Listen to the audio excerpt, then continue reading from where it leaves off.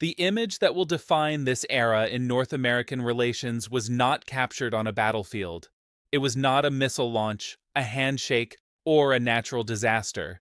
It was a photograph of a newly elected Canadian Prime Minister standing at a victory podium, looking directly into the camera, and telling his country, and the world, that the most powerful nation on earth was trying to break them, not as a rhetorical flourish, as a factual assessment of what was happening. Mark Carney stood before his supporters after winning Canada's federal election and said it plainly: America wants our land, our resources, our water, our country. President Trump is trying to break us so that America can own us. That will never, ever happen. That sentence did not come from nowhere.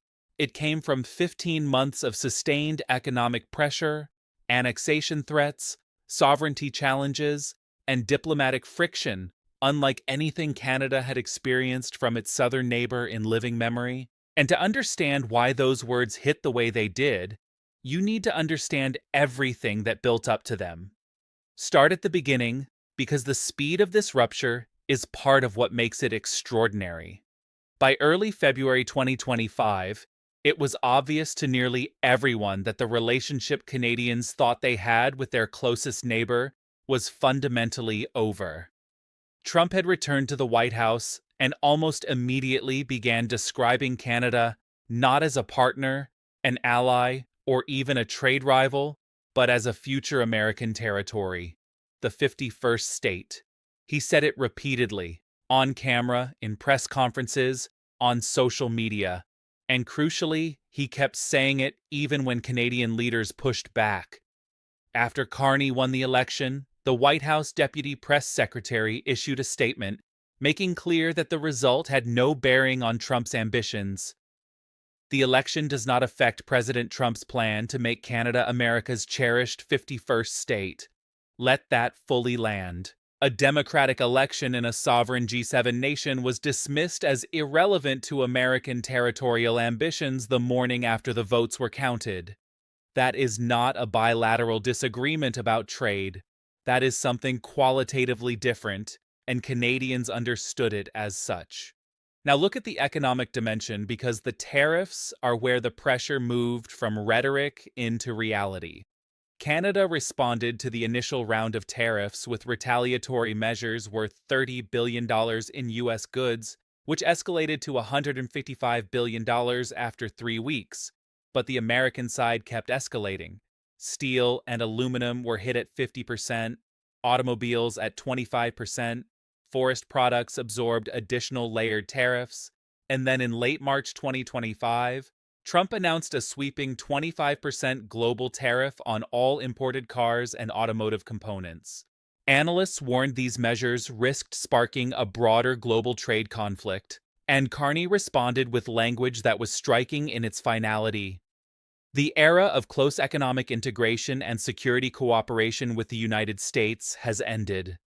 That is not a trade complaint. That is a prime minister declaring the end of an 80-year economic architecture, live, on camera, in front of his country. It is the kind of statement that, once made, cannot be quietly walked back. And Carney knew that when he said it. Here is where the political dimension becomes impossible to separate from the economic one. When Trudeau resigned in January 2025, and the Liberal Party was trailing the Conservatives by more than 20 points in polling, virtually no observer gave the Liberals any realistic path to forming government. The conventional political story of the moment was that Canada was about to elect a Conservative government under Pierre Poilievre, whose politics and rhetoric many observers described as closely mirroring Trump's own. The Liberals, exhausted after nearly a decade in power, appeared to be heading toward a historic defeat. Then Trump kept talking. Many Canadians were outraged by Trump's threat to make Canada the 51st state, a threat he repeated in a post on social media on Canadian Election Day itself. That outrage catalyzed something remarkable, a wave of nationalism, grounded not in self-congratulation but in genuine alarm, swept through the Canadian electorate, and Mark Carney, a former central banker who had guided Canada through the 2008 financial crisis and steered the Bank of England through Brexit, positioned himself as the precise kind of serious, economically credentialed figure the moment required. Poilievre not only lost the election, he lost his own parliamentary seat, a seat he had held for 20 years. The campaign had been transformed entirely. Trump had become the central character in Canada's election, and his pressure had produced the opposite result from what a more strategically disciplined American foreign policy might have intended.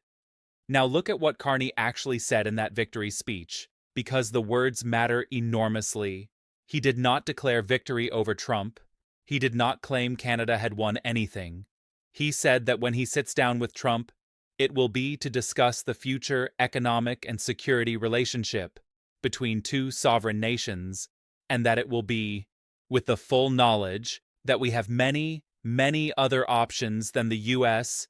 to build prosperity for all Canadians, measured, deliberate, and completely clear about what had changed. The word sovereign was not accidental. The meetings that followed were complicated in exactly the ways you would expect. Carney and Trump met at the White House in May 2025, with Trump continuing to suggest Canada's annexation even with Carney standing next to him. Yet Trump afterward called Carney a big step up as a leader and committed to negotiate a new Canada-US trade agreement. For a brief period, a deal seemed possible. The two leaders appeared to have developed a functional personal relationship, bantering in front of cameras, exchanging cordial language. Then things went sideways in a way that illustrated precisely how fragile the whole thing was. Trump froze trade talks after the province of Ontario aired a television advertisement on American networks quoting Ronald Reagan criticizing tariffs. Trump called it a fraud. Carney apologized for the ad. Trump quietly held off on threatened additional tariffs. An advertisement quoting a former Republican president nearly derailed the most important trade negotiation in the Western Hemisphere. That is the environment in which Canada is operating. The diversification strategy running underneath all of this is real and has started to move. Carney met with Chinese President Xi Jinping, the first high-level engagement between the two countries in 8 years, to resolve outstanding trade issues. Canada and India announced they were restarting trade talks, aiming to double bilateral trade to $50 billion by 2030, a significant shift given that Canada and India had expelled each other's diplomats just 2 years earlier. The foreign minister described it plainly as a completely new approach to foreign policy that is responsive to the global economic environment. What that phrase actually means, stripped of diplomatic framing, is that Canada is rebuilding its international relationships from the ground up, because it can no longer rely on the assumption that its relationship with Washington will protect it. The military dimension has also shifted in ways that would have been nearly unimaginable before 2025. Canada began investigating alternatives to its planned procurement of Lockheed Martin F-35 fighter jets in response to the Trump administration's policy shifts. The U.S. ambassador to Canada warned that scaling back the F-35 purchase would require changes to NORAD, with the United States potentially sending fighter jets into Canadian airspace. The two countries' shared defense architecture, built over decades and largely taken for granted, was suddenly being renegotiated under duress, in public, through threats. And yet the economic picture, which Washington appeared to expect would force Canadian capitulation, has not produced that result. In March 2025, Canada's exports to countries other than the United States jumped nearly 25% in a single month. By May, Canada had exported more seaborne crude oil to China than to the United States for the first time. The diversification was slow, painful, and incomplete, but it was happening. Each week that passed without the economic collapse Washington appeared to have expected, the leverage dynamics shifted incrementally. Not dramatically, not decisively, but measurably. Here is what the full picture actually looks like when you step back from any single event and see the whole arc. A country of 38 million people deeply integrated economically with its neighbor of 330 million, was confronted with something it had genuinely never faced before in its post-Confederation history. An American administration that appeared to view the relationship not as a partnership to be managed, but as a dependency to be exploited. As one Canadian voter put it at the time, no one has ever threatened Canada's borders or sovereignty, either rhetorically or otherwise. This was something that really rattled Canadians. The response that emerged was not a dramatic rupture or a single defining moment. It was a slow, grinding, structurally consequential reorientation, politically, economically, and diplomatically, driven not by ideology, but by necessity. Carney did not run as an anti-American candidate. He ran as a realist who understood that the world had changed and that Canada needed a leader who could navigate that change without either capitulating or escalating recklessly. He described his approach as principled pragmatism, committed to fundamental values and sovereignty while remaining realistic about the constraints of deep economic interdependence. Whether that approach produces a durable new trade agreement, a genuine stabilization of the bilateral relationship, or simply a managed decline into something colder and more transactional, remains genuinely unknown. Every deadline for a trade deal since Carney's election has come and gone with no clear progress. Talks remain stalled. The tariffs are still largely in place. The annexation rhetoric has quieted but not fully disappeared. And the industries sitting underneath those tariffs are still absorbing the cost every single morning.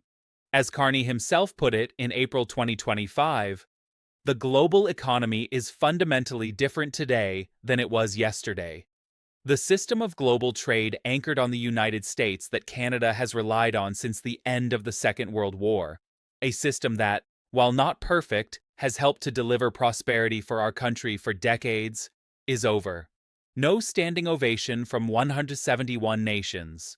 No 47-minute meltdown at a press conference. No 7 words that went viral across 94 countries. Just a slow, painful, structural reckoning with a reality that was building for years before it finally arrived at the front door. That is what actually happened. And in many ways, the real story is more consequential than the dramatic version. Because it is still unfolding, the outcome is still uncertain, and the decisions being made right now will shape North America for a generation.